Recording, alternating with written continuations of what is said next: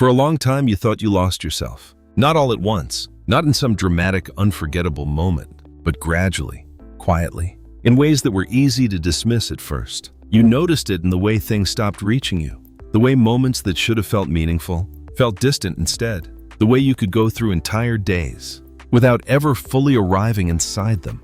You told yourself this wasn't who you used to be. You told yourself something must have gone wrong, because the person you remember, the one who felt everything so easily, didn't seem to exist anymore. And the hardest part wasn't the distance itself. It was not knowing how to go back. You tried in small ways. You gave yourself time. You gave yourself rest. You waited for something inside you to return, but it never returned the way you expected. And slowly you began to accept a quiet conclusion that maybe you weren't the same person anymore, that maybe something essential had been lost, something you didn't know how to recover.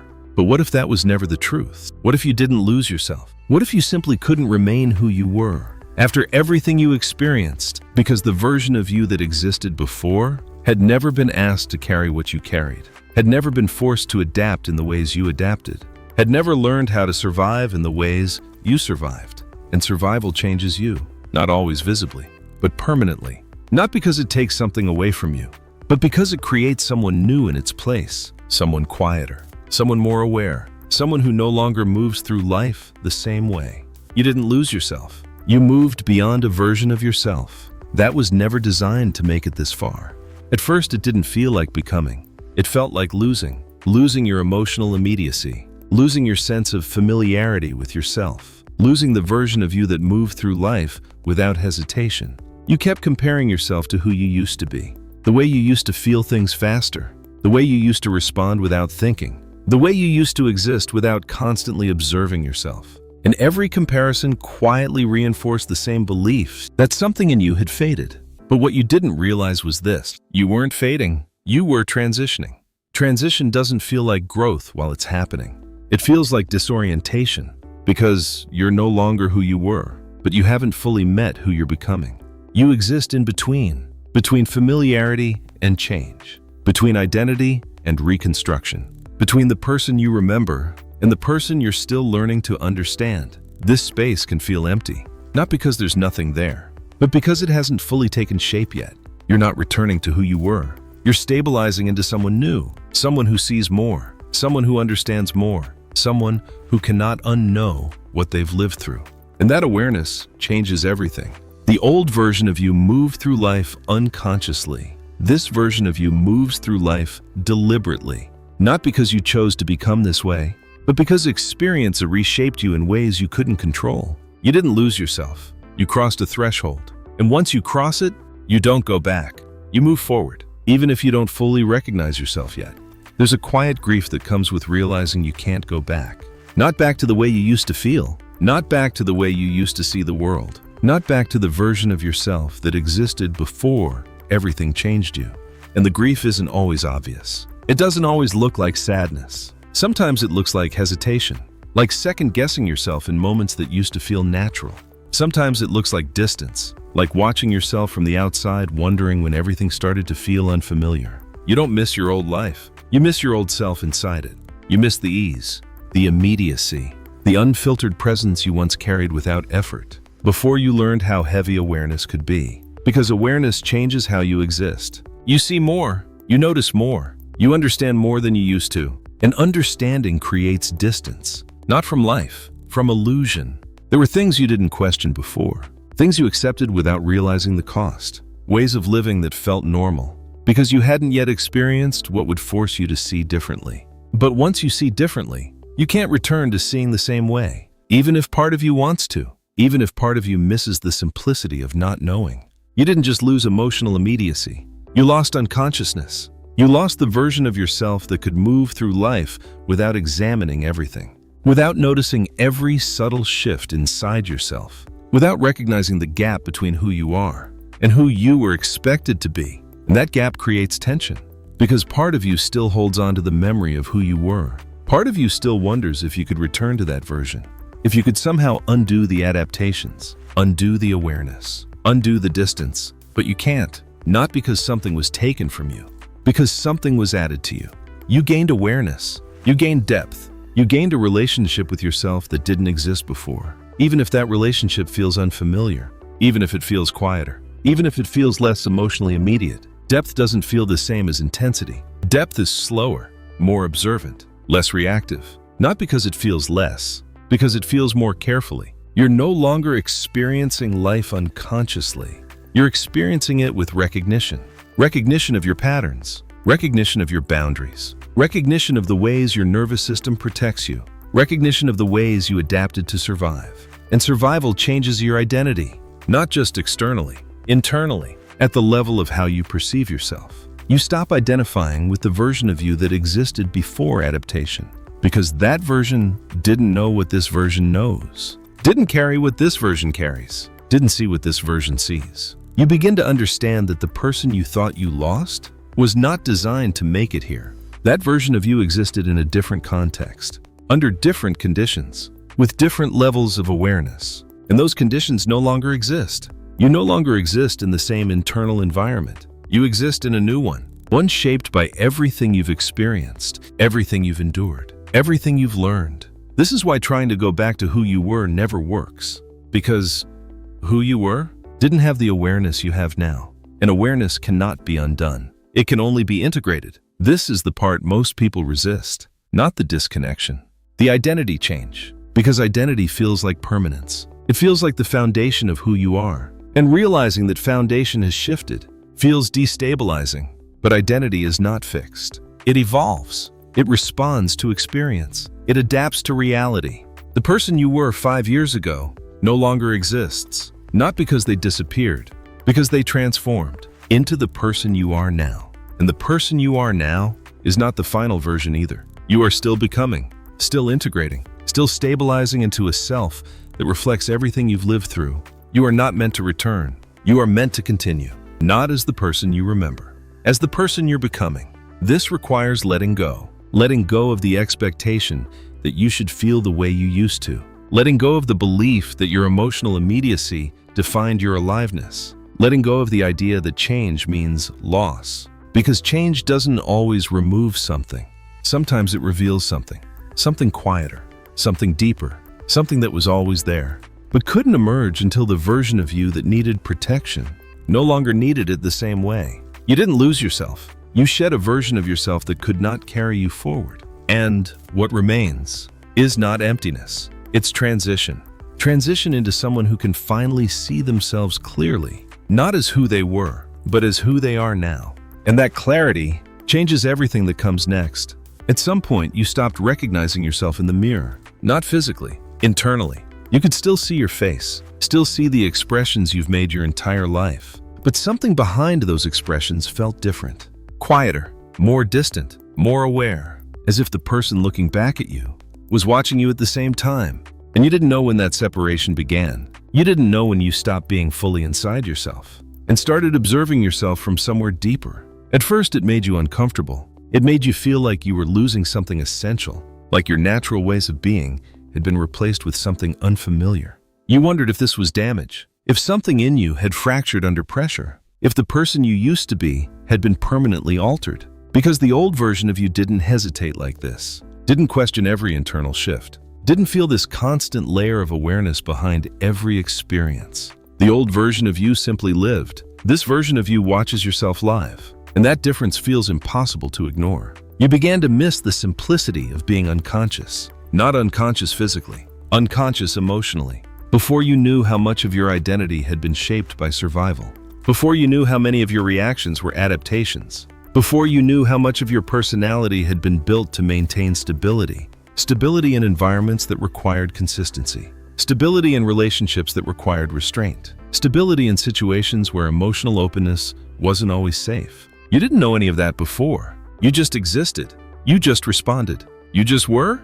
But now, you see it. You see the moments where you hold yourself back. You see the moments where you distance yourself automatically. You see the moments where your nervous system steps in before you even realize what it's doing. And this awareness creates a strange feeling because you're no longer fully inside the experience. Part of you is witnessing it, witnessing your own adaptations, witnessing your own protection, witnessing the ways you learn to survive. This can make you feel disconnected, But what if this awareness isn't disconnection? What if it's integration? Because before your adaptations were unconscious, they operated without your awareness. They shaped you without your permission. They protected you without your understanding. Now, you see them, and seeing them changes your relationship with yourself. You're no longer trapped inside patterns you don't understand. You're aware of them. You're aware of when they activate, aware of when they create distance, aware of when they step in to protect you. This awareness doesn't immediately remove the pattern, but it removes something else: confusion. You stop asking, "What's wrong with me?" And you start asking, "What happened to me?" You stop assuming you were broken, and you start recognizing you were adaptive. This is not the loss of identity. This is the exposure of identity. The identity beneath survival. The identity beneath protection. The identity that was never destroyed, only covered by the version of you that needed to exist in order to survive. You didn't become less emotional. You became more aware of your emotions. You didn't become less alive. You became more conscious of your aliveness. You didn't become disconnected. You became someone capable of seeing the mechanisms that once operated invisibly. This is not regression. This is evolution. Evolution rarely feels comfortable, because evolution requires leaving behind versions of yourself that once felt familiar, versions of yourself that once felt like home. Even if that home was built on adaptation, even if that home was built on survival, you begin to realize that the person you were was never permanent. They were contextual. They existed in response to specific conditions, specific environments, specific pressures. And when those conditions changed, you changed, not because you chose to, because you adapted to reality. This adaptation didn't remove your identity. It revealed how flexible your identity always was, how responsive it always was, how capable it always was of reshaping itself in order to continue. This is why you feel different now, not because something was lost, because something became visible, visible in ways it never was before. You can see your own patterns, your own defenses, your own protective distance, and this visibility creates choice. Choice that didn't exist before, because before everything was automatic, everything was unconscious, everything was happening without your awareness. Now, you are aware, and awareness creates space. Space between stimulus and response, space between emotion and reaction, space between who you are and who you were conditioned to become. This space can feel unfamiliar, because you're no longer operating purely on instinct. You're operating with recognition. Recognition of your internal world, recognition of your protective systems, recognition of the ways you survived. This recognition doesn't mean you stop being yourself. It means you start becoming yourself consciously, not the version of yourself shaped entirely by adaptation. The version of yourself that exists beneath adaptation.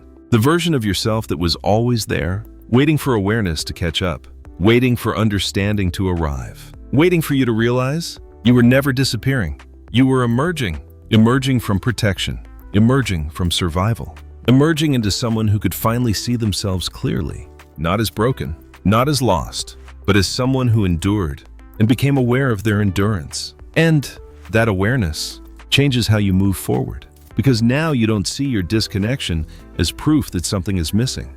You see it as proof that something in you was strong enough to survive, long enough to become visible again. The truth is, you didn't lose yourself. You lost access to a version of yourself that could not carry you any further. And that loss was never destruction. It was transition.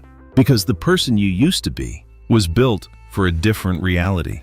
A reality where you hadn't yet seen what you've now seen, hadn't yet felt what you've now felt, hadn't yet adapted to what you've now survived. That version of you existed in innocence, in immediacy, in emotional openness that didn't yet know the cost of carrying too much for too long. But survival reshapes innocence, not to punish you, to prepare you. You were never meant to stay who you were. You were meant to become someone capable of holding more awareness, more depth, more understanding of yourself. Even if that understanding came through distance first, distance was not the end. Distance was the threshold. Because distance creates perspective, and perspective allows you to see yourself clearly for the first time. Not as the person you remember, as the person you actually are. You didn't become less alive. You became less automatic. You didn't become empty. You became aware of what you had been carrying unconsciously your entire life. And awareness changes everything.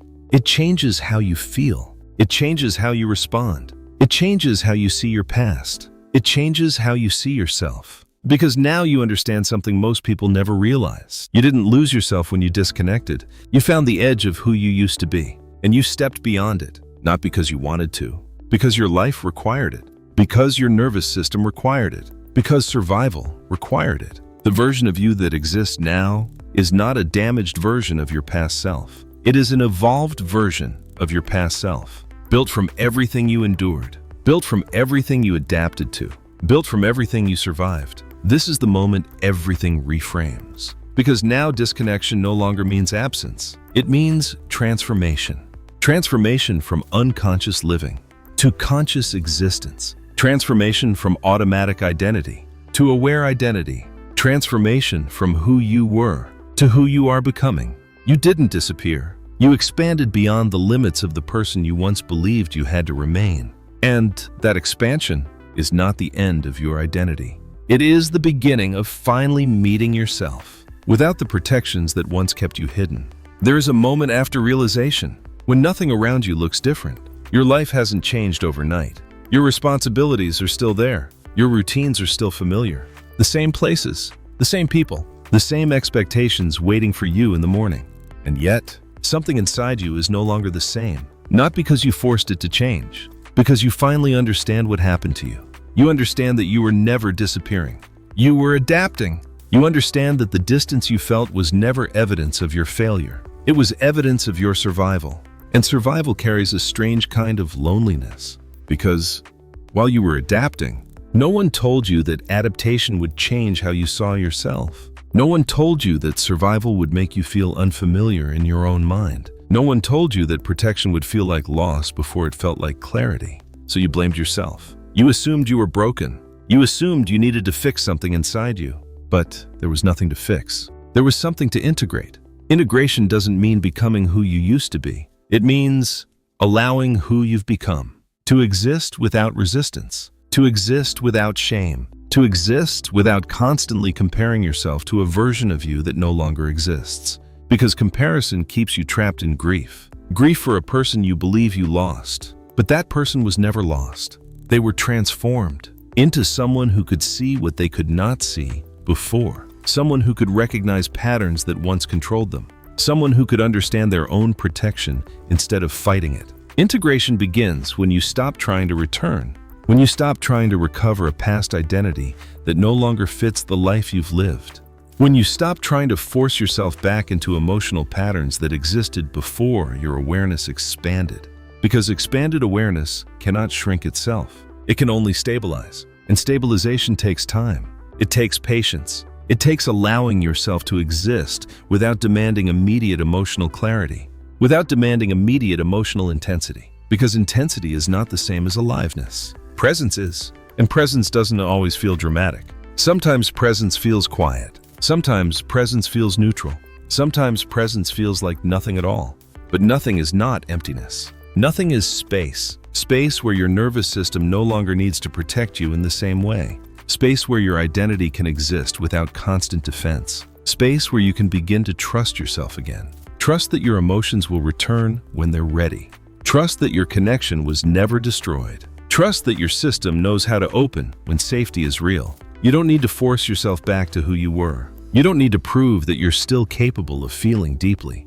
You don't need to rush your own reintegration. Because you are not behind. You are not late. You are exactly where survival brought you. And survival did not bring you here to abandon you. It brought you here so you could finally see yourself without distortion, without self-blame, without believing that adaptation made you less. Adaptation made you possible. Possible to continue. Possible to endure. Possible to reach a point where you could finally understand that who you are now is not a mistake. It is the result of everything you survived. Integration is not about becoming someone new. It's about accepting that you already have and learning how to live as that person without believing that you lost something essential along the way. Because what you thought was lost was never lost. It was waiting for you to see it differently. At some point, without realizing it, you stopped searching for your old self. Not because you found them, but because you understood they were never meant to return. They existed for a version of your life that no longer exists. A version of you that hadn't yet been asked to endure what you endured. hadn't yet been asked to adapt the way you adapted, hadn't yet been asked to survive in ways that required you to change. You spent so much time believing your disconnection meant you were unfinished, that you were incomplete, that something essential had been taken from you too soon. But nothing essential was taken. Something essential was protected. Protected until you could finally see it without fear, without resistance, without wishing to be someone else instead. Because now you can see yourself clearly, not as the person you were trying to recover, but as the person who remained after everything, the person who stayed, the person who endured, the person who adapted when adaptation was the only option left. This version of you doesn't feel the same, not because it's empty, because it's aware of what it carries, aware of what it survived, aware of what it no longer needs to prove. You don't need to return to who you were to be whole. You don't need to erase your distance to be complete. You don't need to feel the way you used to feel to be alive, because aliveness was never defined by intensity. It was defined by presence. And you are here, still here, not as the person you remember, as the person who made it through. And making it through changes you, not into someone weaker, into someone who can see, someone who can recognize the quiet ways modern life reshapes you, the quiet ways you learn to protect yourself, the quiet ways you learn to survive without anyone noticing. Most people spend their entire lives believing something is wrong with them, without ever questioning what happened to them, without ever realizing their disconnection was never a flaw. It was a response to a world that demanded adaptation, a response to experiences that required endurance, a response that allowed them to remain here long enough to finally understand themselves. And once you see this, you begin to notice other things, other ways you changed without realizing it, other ways you adapted to survive, other ways your identity quietly evolved beneath your awareness. Not all at once, not all today, but slowly. In moments where you recognize yourself in ways you couldn't before. In moments where you stop asking, "What's wrong with me?" and start asking something else, something quieter, something more honest, something that changes how you see everything that came before and everything that comes next. Because you were never lost, you were being redirected. And this was only the beginning of seeing where that redirection leads.